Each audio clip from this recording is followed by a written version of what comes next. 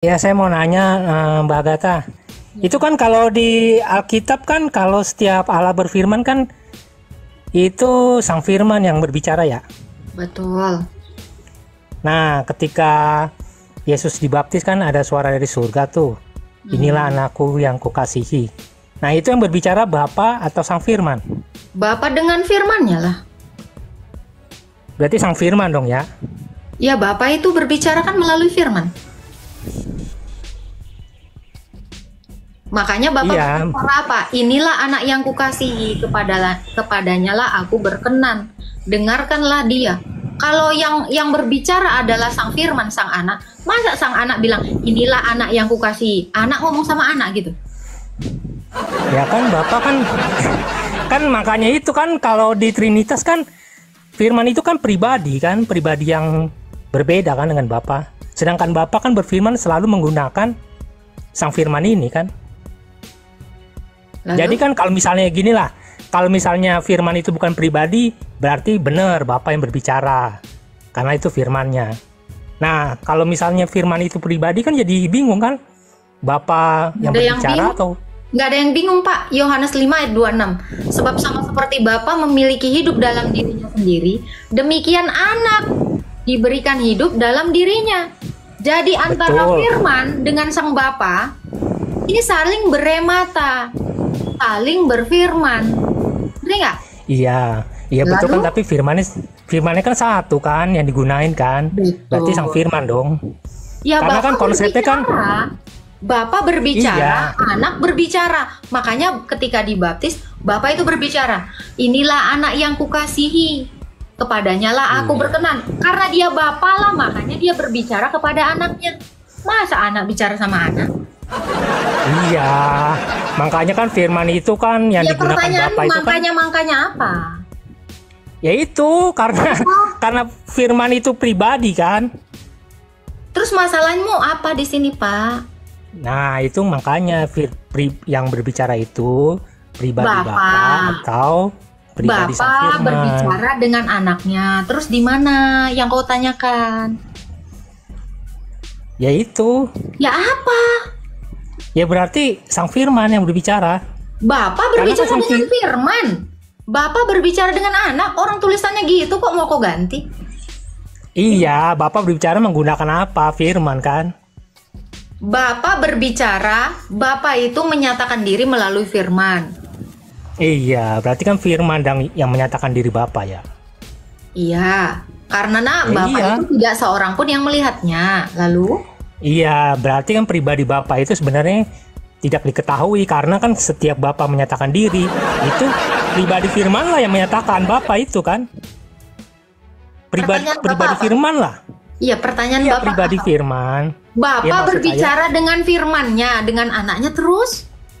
Masalahmu di mana? Ya berarti firman itu yang berbicara pribadi. dengan anak tunggalnya. Kok ini susah sekali sih? Pribadi Iya. Bapak berbicara Berarti dengan yang berbicara pribadi anak. firman. Kok yang berbicara menyatakan, dengan kan? Nah sekarang gini kan Bapak itu kan memiliki firman kan yang disebut Yesus kan. Betul dong. Lalu Karena kan di dalam Allah itu kan ada 3 pribadi. kan ada 3 Ya kan? keberadaan. Saya tidak mau Iya, menggunakan 3. Bapak pribadi. Loh, dalam Trinitas 3 pribadi. Enggak. Keberadaan itu Saya nggak mau menggunakan teologi Barat, Pak Wanes. iya, 3 keberadaan itu kan berupa pribadi. 3 hipostasi. Bukan. Iya, tapi itu dalam bentuk firman itu pribadi, Roh Kudus itu pribadi kan. Gimana dalam Beda bentuk kalau pribadi? misalnya- Coba kau jelaskan. Kenapa dikatakan firman itu bentuk pribadi? Coba kau jelaskan dulu. Kenapa dia disebut pribadi? Nah itu konsep Trinitas begitu. Bu. Kenapa firman itu disebut pribadi? Coba. Ya itulah konsep Trinitas, Kamu tanya lah. nggak bisa jawab. Itulah. Kamu menggunakan Iya. isu pribadi, tapi kamu nggak bisa menjelaskan pribadi itu apa. Coba kau jelaskan Ya, pribadi itu pribadi. apa. Ya pribadi, maksud saya kan. Ya apa kalau pribadi dalam- itu apa, Pak? Iya, Trinitas itu kan. Ke Trinitas itu bukan mengakui. pribadi. Iya, Trinitas itu. Pribadi itu apa? Coba Pak Wanes. Iya, Trinitas itu kan menggambarkan Allah itu memiliki tiga pribadi kan? Pribadi itu apa? Saya tanya. Ya pribadi itu. Ya pribadi itu apa? Kau jelaskan kau aja. Ya persona. Persona. Ya persona itu apa? Persona. Itu kok cuma Jadi ganti gini. bahasanya doang. Jadi kan kata good dengan baik. Jadi gini. Ya good adalah baik, Jadi gini. baik adalah good. Jadi gini, kalau firman itu bukan pribadi. Udah kau aja nggak tahu apa pribadi. Terus kau mau bilang itu pribadi? Saya nggak gunakan diksi pribadi. Ya, maunya pribadi. Saya tanya pribadi, ya pribadi personae. Personae apa? Ya pribadi. Pribadi apa? Personae. Good itu baik, baik itu good. Kau nggak menjelaskan. Lagi lempar-lempar ini bola pingpong. Pribadi apa? Kau nggak jawab. Saya bilang realitas, kau nggak terima. Ya udah, kalau saya menggunakan diksi realita atau hipostasis, saya jelaskan. Saya bisa menjelaskan itu. Kamu nggak bisa. Terus kamu ngapain? Pribadi. Ibarat kata nanti, kenapa saya tidak menggunakan diksi pribadi? Ibarat kata Om Willy dengan saya, dengan bapak kakek-kakek ini diikat jadi satu. Karena pribadi. Makanya saya nggak gunakan diksi pribadi. Tetapi hipostasis atau realita. Atau realita itu keberadaan. artinya keberadaan. Nah, kayak suara saya ini nggak bisa saya bilang pribadi, tapi hipostasis. Berbeda dengan badan saya, berbeda dengan nafas saya. Ini sama-sama keberadaan. Tiga yang berbeda, tiga realitas dalam satu ini. Hakikat, Agatha namanya. Hakikatnya manusia. Om Willy aja ngerti kok. Tritunggal itu adalah satu Allah dengan tiga realita berbeda. Realita firman, Bapa, dan Roh. Selesai. Kalau pribadi nanti, apalah itu pribadi? Pingsan kau. Kutanya pribadi, lain lagi nanti jawabmu. Kan pening. Kalau dikasih tahu orang tua itu dengar, manut. Masih kecil kok so tahu. Udah ikut aja apa kata Agatha. Ya nggak Om Willy? Tahu dikasih simpel kok minta ribet. Bisa ribet ngapain, gampang. Udah kayak mak-mak akhir bulan.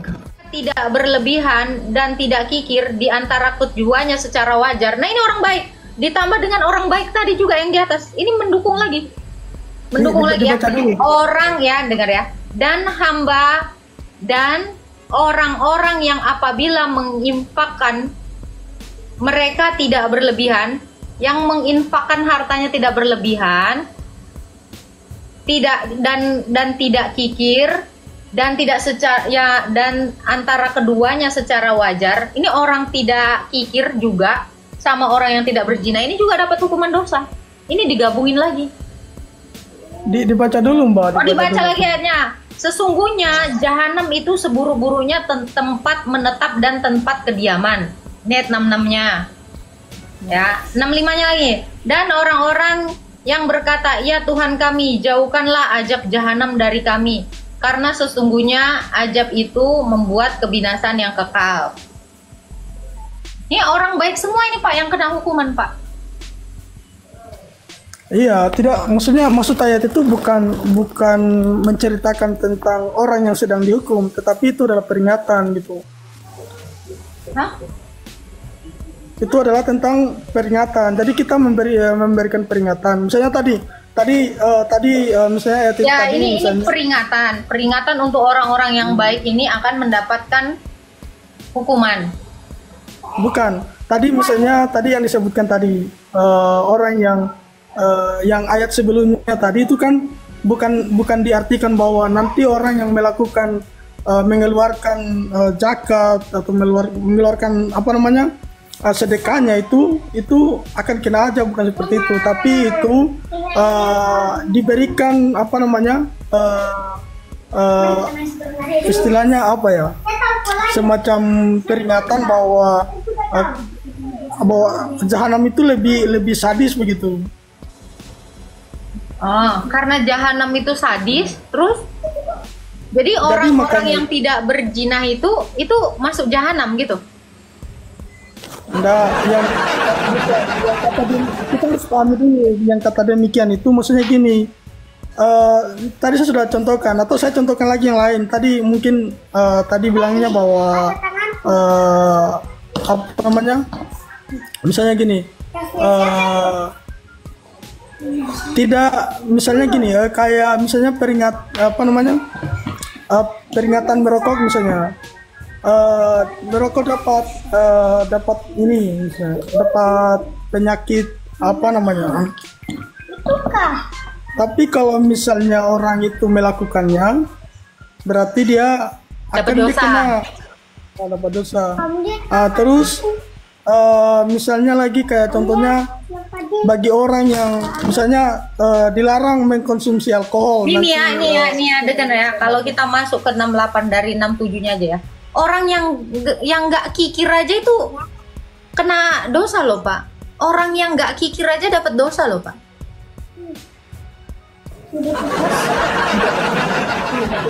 Nah, ini kan 667-nya itu kan termasuk orang-orang baik nih, yang ada di 68, 67 itu nyambung. Jadi kita harus pahami dulu maksud surat itu, ayat itu gitu. Sebelumnya, ayat-ayat sebelumnya juga kita mesti harus pahami. Ayat sebelumnya terus sampai ke ayat-ayat berikutnya gitu. Karena ada saling keterkaitan antara ayat gitu. Tadi misalnya tentang ganjaran bagi orang-orang yang berbuat baik. Misalnya dia menceritakan tentang orang-orang yang berbuat baik, dia kena ganjaran yang setimpal gitu. Entah apa yang kau omongin, aku nggak tahu. Kau dustakan terus Quran kau ini. Stroke lama-lama bapak ini. Udah dijelaskan, naik ke ayat selanjutnya udah dijelaskan. Itu orang tidak kikir pun dapat dosa kok. Ayat berikutnya lagi ditambahkan lagi tuh, lipat gandakan, kan agak-agak gitu loh.